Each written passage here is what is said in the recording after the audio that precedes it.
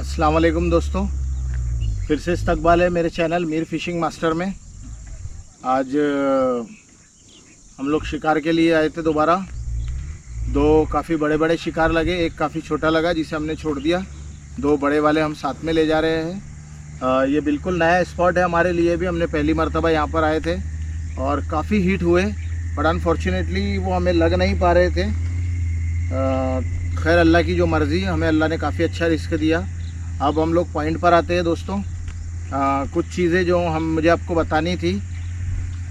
देखिए मैं कास्ट कर रहा हूँ, उसके बाद में मैं आपको बताता हूँ। ये मैंने कास्ट किया, अभी कोई आवाज़ नहीं आ रही है इसके ब्रेक सिस्टम में। अब ये देखिए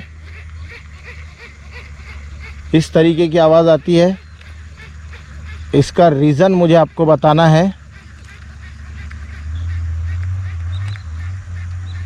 कि ऐसी आवाज़ क्यों आती है रील में। तो चलिए हम लोग उसी टॉपिक पर शुरू करते हैं। सबसे पहली बात दोस्तों, ये आवाज़ आने का रीज़न क्या है, तो हम लोग एक एक करके चलते हैं। जैसा मैंने लास्ट टाइम भी आपको बताया कि देखिए दोस्तों, ये तो खुलने के लिए ही है। अभी जो मेरी ये शिमानो काइस की रील है, ये SVS ब्रेक सिस्टम है इसमें।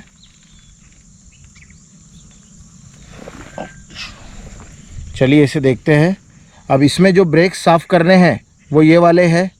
इन ब्रेक्स को साफ़ करना है आपको, जो मैंने आपको दूसरी रील में मैग्नेटिक ब्रेक सिस्टम में दूसरे तरीके से बताए थे। ये लग गई। मैं आपको बताता हूँ होता क्या है एक्चुअल में और क्या प्रॉब्लम है जिसकी वजह से इसमें आवाज़ आती है। जब फ़िश हमें लगती है तो हम लोग हुक करते हैं। इसकी ड्रैग कैपेसिटी दोस्तों 7 किलो 8 किलो, थोड़ा समझ लीजिए। मैंने इससे पहले भी बताया है कि ड्रैग कैपेसिटी क्या है, गियर रेशो क्या है। जैसे इस पर 7.2:1 गियर रेशो लिखा हुआ है, मतलब 7 गियर बड़ी रील के घूमेंगे तब छोटी रील का 1 गियर। इस तरीके से ये सिस्टम चलता है। उससे आपका ड्रैग मालूम पड़ता है कि कितनी ताकत से ये ड्रैग बोल रहा हूँ, सॉरी, मैं आपकी रोटेटिंग कितनी ताकत से हो रही है। लेकिन जो प्रॉब्लम ये आवाज़ का आ रहा है, ये सर्विसिंग के बाद में चला जाता है और कई मरतबा नहीं जाता है। उसका रीज़न मैं आपको बताता हूँ। इससे घबराने की कोई ज़रूरत नहीं है दोस्तों। इसका मतलब ये नहीं कि अब ये रील धीरे धीरे बेकार हो जाएगी, ऐसा कुछ नहीं होता है।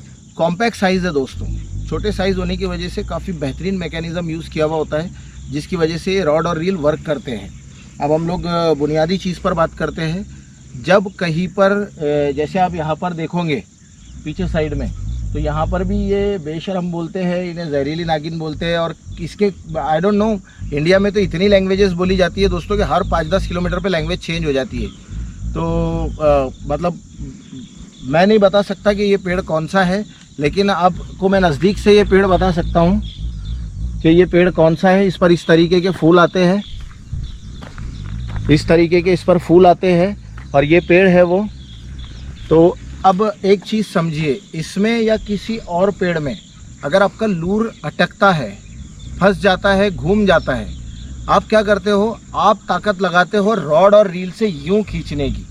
हाँ, ये बिल्कुल गलत तरीका है, समझिए दोस्तों। इस तरह नहीं करना है। अगर इसमें उलझ गया है तो थोड़ी ताकत लगाइए। अगर लग रही है तो इसकी ड्रैग कैपेसिटी जो है वो सिर्फ 8 या 10 किलो है।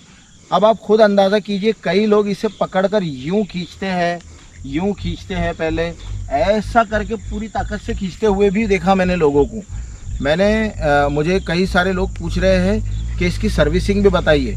मैंने 2 वीडियोज़ इसके ऊपर डाले हुए हैं, दोनों सेम वीडियो है, लेकिन मैंने शिमानो का इसको पूरा ओपन किया है दोस्तों और उसमें इसका वीडियो बताया है।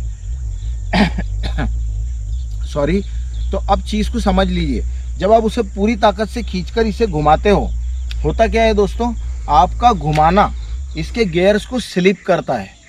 इसके गियर स्लिप होते हैं। आप ऑयलिंग ग्रीसिंग करते रहिए, उसमें उसे सर्विसिंग करते रहिए। लेकिन अगर इसके गियर स्लिप हो रहे हैं और कहीं घस गए हैं या उसमें हल्का सा घिसाव आ गया है, आप कई बार पाना लेकर नट अगर कसते हो, आपने देखा होगा स्क्रू को जब आप टाइट करते हो तो अगर वो लूज जा रहा है तो वो गोल हो जाता है, वो घिस जाता है। और उसके बाद में अगर आप उसके ऊपर पाने को लेकर उसके बाद में उसे सेट करें तो वो नहीं हो पाता, मुश्किल होती है। बस वही चीज़ यहाँ होती है कि ये गियर स्लिप हो जाते हैं, उसके बाद में ये इस तरीके की आवाज़ करते हैं, जैसा मैंने पहले भी बताया। मैं दोबारा कास्ट करके बताता हूँ दोस्तों आपको। ये देखिए बेशरम पर ही गिरा है।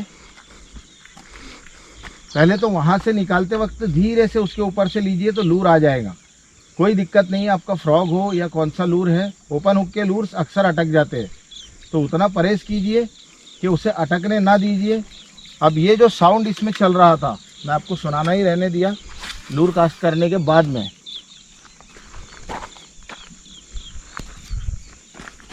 ये देखिए साउंड, ये स्लिप होने की वजह से हुआ है। ये मैंने हमारे दोस्त को दिया था, उन्होंने इसके ऊपर ताकत आजमाई कर ली थी। सर्विसिंग कर चुका हूँ लेकिन हल्की सी आवाज़ अभी भी बाकी है। यही है वो आवाज़। अब मैंने आपको पहले ब्रेक सिस्टम में बताया है कि किस तरह से करना है, मैं आपको वापस बता देता हूँ। मैग्नेटिक ब्रेक सिस्टम में मैग्नेट्स को साफ़ करना है और एसवीएस ब्रेक सिस्टम में इस चीज़ को साफ़ करना है, क्योंकि ये ऑन है, ये ऑफ़ है, 4 ऑफ़ और 2 ऑन है। तो ये यहाँ पर इसको लगकर इसको ब्रेक लगाते हैं, इस ब्रेक सिस्टम पर ब्रेक लगाते हैं यहाँ पर। तो इसे साफ़ करना है, इसकी ऑयलिंग प्रॉपर करना है। अगर रील इसमें नहीं है तो हैंडल घुमाना नहीं है। काफ़ी सारे लोग वो भी अलाइनमेंट ख़राब करते हैं, मैंने देखा हूँ। लॉक करना कभी ना भूले। मेरे बेस्ट रिज़ल्ट रहे इसके ऊपर। आज भी मैंने ऑलमोस्ट 1 किलो और 1.5 किलो की फ़िश, एक का तो वीडियो में बना ही नहीं पाया, तो मुझे लगा कि कैमरा शुरू है पर मैंने उसे बंद कर दिया, उस वजह से मैं उसका वीडियो नहीं बना पाया। तो चीज़ अगर अब तक पहुंच रही है तो बहुत अच्छी बात है। सर्विसिंग करने का मैंने 2 वीडियोस बनाए हैं, सेम वीडियो है दोनों ही वीडियो एक साथ डाल दिए थे मैंने, क्योंकि एक वीडियो लोड होने में टाइम लग रहा था तो मैंने दूसरा भी डाल दिया था, दोनों साथ में लोड हो गए। मेन मकसद आपको समझाना है दोस्तों कि ये क्या चीज़ होती है, ये आवाज़ क्यों आ रही है, कैसे आ रही है। आपको ब्रेक सिस्टम साफ़ करना है। अगर थ्रो करते टाइम में आवाज़ आ रही है, जैसा मैं लपेट रहा हूँ उस टाइम में, तो वो एक हल्की सी किसी चीज़ पर रगड़ कर चल रहे ऐसी आवाज़ आती है, उस वक्त ब्रेक साफ़ करना है आपको, मैग्नेटिक सिस्टम साफ़ करना है, मैग्नेट साफ़ करने। और जब ये ऐसी आवाज़ आ रही है तो आपको रील खोलकर इसमें ग्रीसिंग करनी है। ग्रीस भी मैं बता चुका हूँ आपको कौन सा यूज़ करना है। इम्पॉर्टेंट चीज़ ये दोस्तों, ये पूरा वीडियो बनाने की कि मेरे आगे काफ़ी अच्छे वीडियोज़ हैं लाइन में, लेकिन ये सडनली मुझे काफ़ी सारे क्वेश्चंस आए थे तो इसके लिए मैंने ये बता दिया। अब एक मेरे दोस्त का ये कहना था कि वो Abu Garcia tournament Essex use कर रहे हैं, अंदर का जो मटेरियल है ये टूट चुका है, ये सिरेमिक मटेरियल टूट चुका है। देखिए दोस्तों, इसे गर्म करके बदलना होता है और ऑनलाइन ये पूरे के पूरे गाइड्स अवेलेबल है और लगभग ऊपर के सभी के गाइड्स सेम ही होते हैं दोस्तों। इसे गर्म करके हल्की आंच पर गर्म करके इसे निकाल लेना होता है, फिर थोड़ा घिस लीजिए।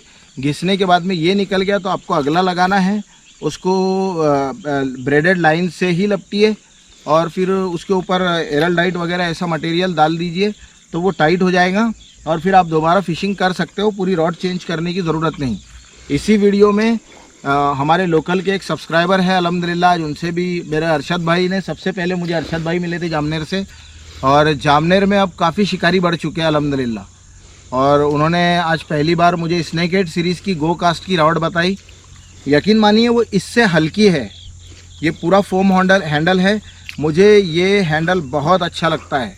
उसकी ग्रिप में यहाँ थोड़ा गैप है जिसमें रॉड ही है, बाद में नीचे फोम हैंडल है और यहाँ पर उसका ये जो सिस्टम है जो आपको ग्रिप देता है ये इससे बड़ा है। स्नेक हेड सीरीज़ का गो कास्ट का रॉड काफ़ी लाइट वेट है और माशाल्लाह मुझे बहुत पसंद आई। मैंने इससे पहले भी कई सब्सक्राइबर्स को कहा है कि जब तक मैं कोई चीज़ देखूँ ना और यूज़ ना करूँ तो मैं रिव्यू नहीं दे सकता। मैं कोई फेक रिव्यू आपको नहीं देना चाहता हूँ, इसलिए मैंने आज वो रॉड देखी, मैं उसका वीडियो भी डालता हूँ। मुझे उसकी मजबूती बहुत पसंद आई, उसकी बिल्ड क्वालिटी, उसका जो के गाइड सिस्टम है वो मुझे बहुत पसंद आया। तो ये सारी चीज़ें ओवरऑल, अगर कोई मेरी राय मांगे कि गो कास्ट स्नेक हेड सीरीज़ कैसी रॉड है, माशाल्लाह आप बिल्कुल ले सकते हो, फंटास्टिक रॉड है। बल्कि वो इससे भी लाइट वेट है, टूर्नामेंट एसेक्स से लाइट है, अबू गार्सिया टूर्नामेंट एसेक्स से लाइट है वो, तो आप उसे बिल्कुल यूज़ कर सकते हो, उसे यूज़ करने में कोई दिक्कत नहीं। मैं डैम पर ही आया हूँ, वागुर डैम पे। तो चलिए, मैंने एक स्नेक हेड पकड़ी और एक छोटा पकड़ के हमने उसे रिलीज़ कर दिया क्योंकि वो बहुत छोटा था दोस्तों। अभी आप अगर देखोगे तो जाकिर भाई ने भी एक चीज़ बताई दोस्तों मुझे बहुत अच्छा लगा टॉपिक, तो मैं ये ज़रूर शेयर करूँगा आपसे। जैक फ़िशिंग करके जाकिर भाई का चैनल है, काफ़ी बड़े हैं, मेरे उस्ताद है। मैं उनकी एक बात को आपको दोबारा रिपीट करना चाहूँगा, ये मैं उनके तरफ से ही मैसेज आपको दोबारा दे रहा हूँ कि जो चीज़ आप कर रहे हो, मैंने हमारे यहाँ पर भी एक ही जगह देखा है अभी सिर्फ, वो कोई टाइप का बॉम्ब बनाते हैं और वो पानी में फेंक देते हैं। उससे होता क्या है, लेटरल लाइंस डिस्टर्ब हो जाती है, मछली मर जाती है। और सिर्फ ऐसा नहीं है कि आपको जो मतलब की मछली चाहिए वो मर रही है, उसमें जितनी मछलियाँ हैं वो सब मर जाती है। कुछ लोग केमिकल भी यूज़ कर रहे हैं, हम लोग शिकार कर रहे हैं दोस्तों।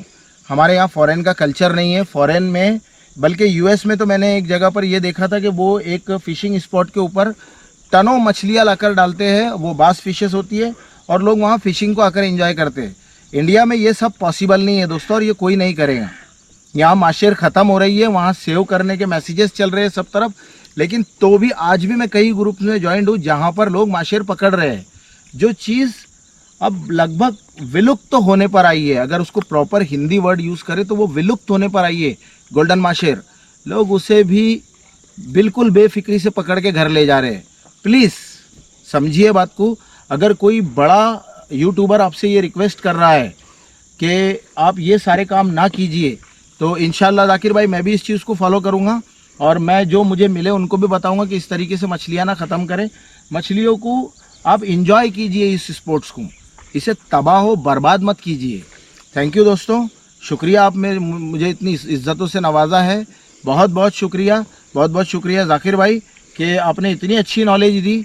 और मैं आप जितने भी यूट्यूबर्स हैं उन सभी की इज़्ज़त करता हूँ। काफ़ी लोग कंपैरिजन करते हैं, तो मैं उनसे रिक्वेस्ट करूँगा, मेरा किसी से कोई कंपैरिजन नहीं। बहुत छोटा आदमी हूँ दोस्तों, बहुत छोटे पैमाने पे स्टार्ट किया हूँ, सीख रहा हूँ।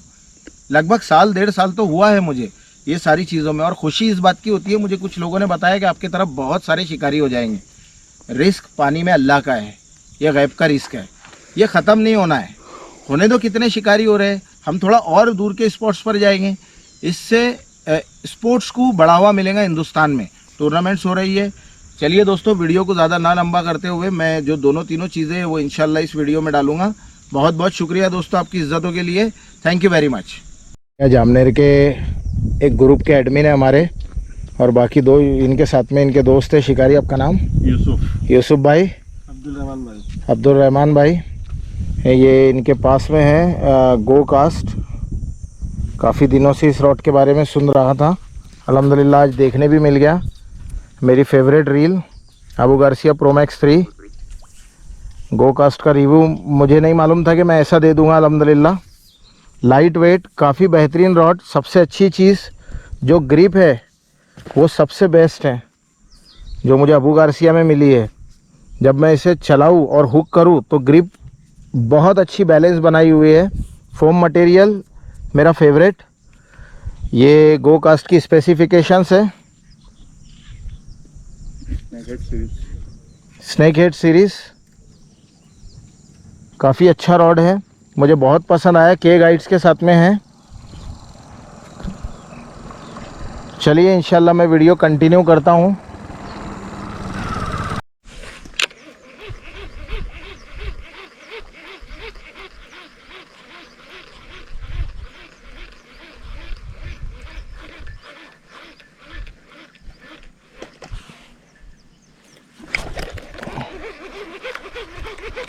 Miss again.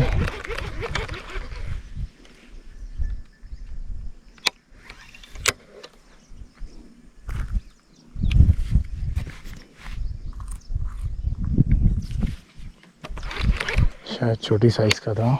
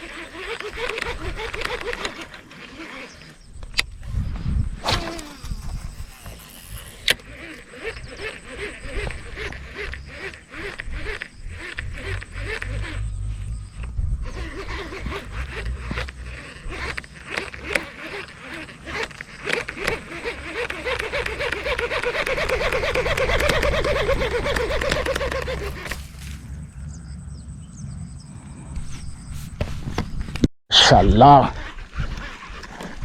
माशाल्लाह।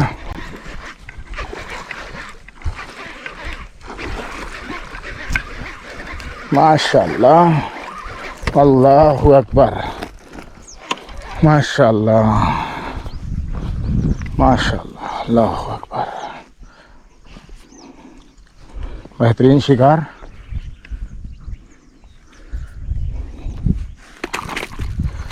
बहुत बेहतरीन शिकार।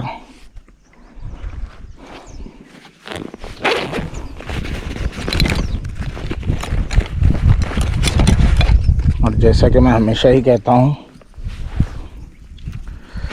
अल्लाह से तवक्को रखिए दोस्तों, अल्लाह अपनी ज़ात से नाराज़ नहीं करता।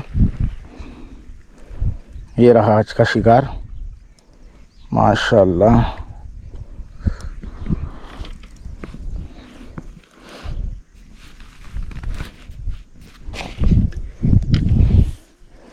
काफ़ी शानदार और ख़ूबसूरत शिकार आज का। अल्लाहु अकबर। और अगर आप देखो, इसने अंदर तक स्वेल कर लिया है फ्रॉक को। इसे निकालते हैं।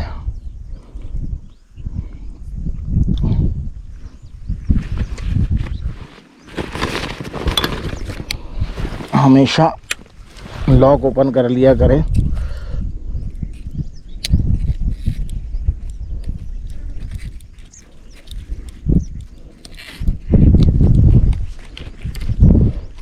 इधर वाला हुक पे वस्तु है इसमें।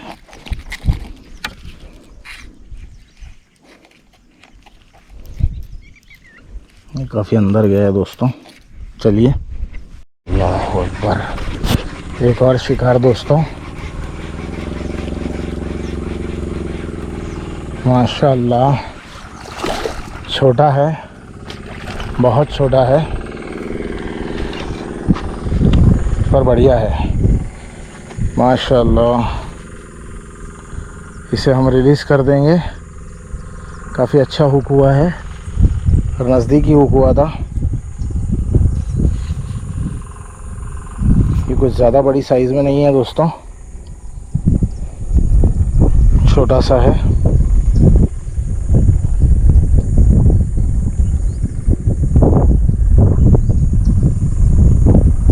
चलिए इसे रिलीज़ करते हैं। हुक काफ़ी अंदर तक जा चुके हैं।